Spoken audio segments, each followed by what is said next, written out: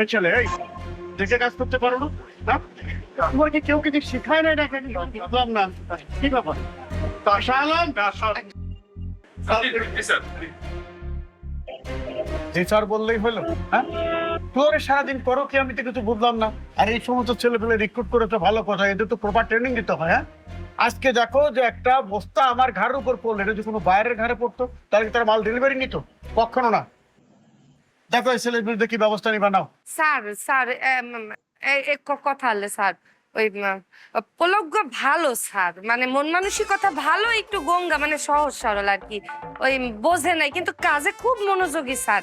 আপনি একটু যদি ওনারে আর একটা সুযোগ দেন তা পলজ্ঞ ভালো করবে, ভালো অপারেটর হইতে পারবে স্যার।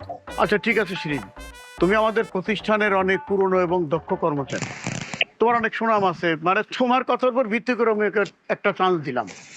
কিন্তু ভবিষ্যতের জন্য এই ধরনের কোনো অ্যাক্সিডেন্ট না হয়, ওকে সতর্ক করে দিও। ওকে? জি স্যার, জি স্যার।